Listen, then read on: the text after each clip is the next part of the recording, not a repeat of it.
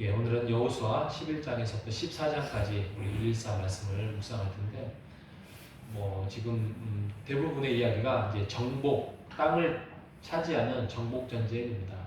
근데 저는 어렸을 때 이 말씀을 보면서 이상하다. 물론 이방인이지만 그래도 하나님의 어떻게 보면 아담으로부터 한 뿌리이고, 굳이 이방인이라고 해서 그 차지하고 있는 원주민들을 쫓아내며, 아무리 하나님의 사랑하는 이스라엘 백성이라 해도 아무리 이유 없이 그 원주민을 쫓아내는 게 과연 하나님이 옳으냐? 어렸을 때 그런 생각을 했습니다. 어렸을 때 미국이나 그런 데서 콜럼버스 이렇게 해서 원주민 쫓아내고 총으로 쏴서 그 땅을 차지하면서 정복했다, 그러면서 신대륙 발견했다, 이런 이야기로 이제 생각을 했습니다. 근데 성경을 보면 그들이 그 땅을 쫓겨나고 심판을 받은 것은 죄 때문이다라고 이야기를 하고 있습니다. 그 죄를 뭐라고 하냐면 그들의 완악함, 그 완악함이 이제 교만이지요, 교만. 그 교만으로 인하여서 하늘에 닿았고, 그들은 그 죄로 인하여서 심판을 받은 거고, 또 이스라엘은 모세로부터, 하나님으로부터 때가 차서 그 땅을 차지하게 되는 거고, 이제 정복을 가져왔다라고 성경은 말씀하고 있는 것입니다. 이 교만이 얼마나 무섭냐면 결국에는 하나님의 그 교만이 인내하시다가 결국에는 심판을 가져오게 합니다. 그래서 그 심판을 가져오게 되는 교만을 하게 되면 하나님의 약속을 못 보게 합니다. 하나님을 알아보지도 못하게 하고, 하나님의 음성을 들려줘도 그들은 더욱더 완악하고 교만함으로 인해서 그 땅을 빼앗기게 된다는 말씀입니다. 이 교만이 얼마나 무섭냐면, 우리가 생각하고자 하는 그러한 뜻을 내세우다 보면 하나님의 뜻이 우리에게 주어져도 하나님의 뜻을 보지 못하고 내 뜻대로 움직이는 겁니다. 이게 교만이에요. 이게 별거 아닙니다.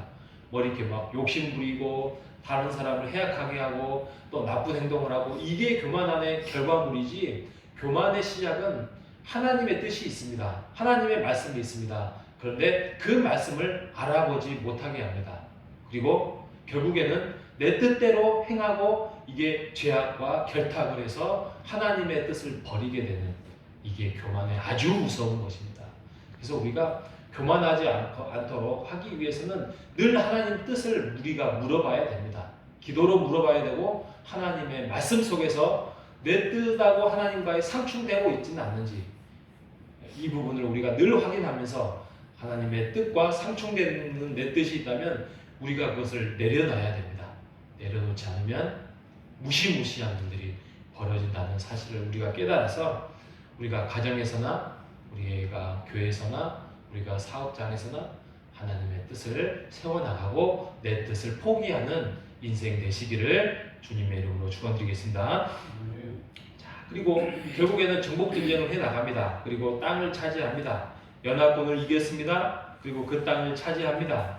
그리고 12장에도 여호수아가 그 정복한 왕들, 땅들에 대해서 말씀하고 있습니다. 13장에도 정복하지 못했던 땅을 이제 1년, 2년, 3년 하면서 7년 동안의 길고 긴 정복 전쟁이 마무리가 되어 있습니다. 그런데 13장 1절에 보면 1절에서 여호와께서 이르시되 라고 말씀을 시작합니다. 그러니까 결국에는 하나님의 말씀대로 행하는 것을 땅을 차지하는 거예요. 그러니까 전쟁은 지금 이스라엘 백성이 하지만 하나님이 그 땅을 차지하라고 명령을 하셨고 그 명령 속에서 순종하는 것 뿐이에요. 그래서 그 전쟁은 승리해서 그 땅을 차지하게 돼요. 그리고 13장 루벤, 갓, 므낫세 그 동편까지 차지하게 되는 이야기하고, 또 레위 지파가 땅을 차지하지 않습니다. 왜냐하면 그들은 성읍을 맡은, 그러니까 하나님의 성전을 맡은 자로서 따로 할례를 받은 자로서의 성전 관리인으로 하면서 나머지 11지파가 그 레위지파를 책임지게끔 하는 하나님의 제도를 만들었고요. 오늘 정말 제가 하고 싶은 이야기는 이제 14장에 보면 갈렙의 이야기입니다. 갈렙의 이 말씀을 보면 갈렙은 오늘 읽었던 말씀대로 갈렙은 45년 전에 모세로 인하여서 하나님과의 약속이 이루어졌습니다. 그곳 그 헤브론 땅을 갈렙에게 주겠다. 그로부터 45년이 지나서 이제 그 땅을 차지하게 됩니다. 근데 그 땅을 차지해도 지금 85세 먹은 할아버지죠. 할아버지 갈렙이 아직도 그 험악한 그곳에 아직도 그곳에 원주민이 남아 있어요. 그리고 차지하지 못할 정도의 아주 험한 그곳에서 그런데 그 약속을 믿고 여기까지 왔습니다. 세월이 45년이 지났습니다. 그리고 하나님의 그 신실한 그 약속을 붙잡고 그 땅을 내가 차지할 것이다. 왜요? 모세를 통하여서 하나님이 주시고자 한 땅이었기 때문에 라는 갈렙의 고백이 이루어지고 있습니다. 우리가 이 갈렙의 고백을 통하여서 우리가 깨달을 게 네 가지가 있어요. 첫 번째는 그는 정탐꾼이었어요. 그 말이 무슨 말이냐면 하나님의 사명자를 부여받은 자로서의 그 사명을 놓지 않았다는 거예요. 그리고 45년 또 그 전부터 꾸준히 그 땅을 차지하려고 나아갔습니다. 그리고 많은 사람이 포기하려고 할 때 아닙니다. 그들은 우리의 밥입니다. 그 땅은 하나님께서 우리에게 주셨습니다는 그런 신실한 사명자로 살았다는 것입니다. 두 번째로는 그는 성실한 자였다고 7절은 이야기하고 있습니다. 14장 7절에 보면 내가 성실한 마음으로 그것을 보고했다고 이야기합니다. 성실하려면 변함이 없어야 돼요. 하나님의 약속을 부여받는 사람이 상황에 구애받지 않고 변함없이 하나님을 향해서 가야 됩니다. 그리고 세 번째로 이 갈렙은 8절의 끝부분에 보면 여호와께 충성하였다라고 이야기를 합니다. 충성은 어떤 때 나오냐면 아까 변함이 없는 것도 마찬가지지만 마음을 다해야 돼요. 그렇죠? 그냥 충성이 그냥 신실하고 또 변함없고 이걸 떠나서 힘과 여유를 다해서 하나님 앞에 열심을 다해야 돼요.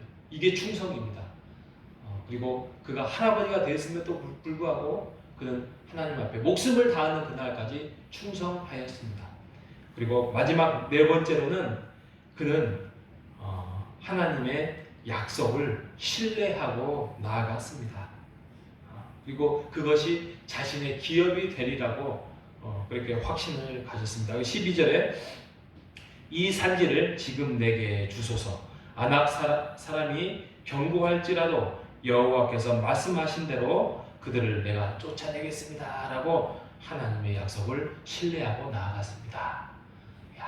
이 갈렙의 이 신실한 이 복종 또 그 성실함, 충성 그리고 신뢰 그것을 믿고 오늘 하루도 우리가 주님 안에서 갈렙의 믿음을 쫓아가는 우리가 되시기를 주님의 이름으로 축원드리겠습니다. 하나님 아버지 감사합니다. 갈렙을 통하여서 우리가 사명자의 삶 또 하나님이 주신 그 약속을 신뢰하며 성실하게 충성되게 나아갈 수 있도록 인도하여 주시옵소서. 살아계신 예수님의 이름으로 기도합니다.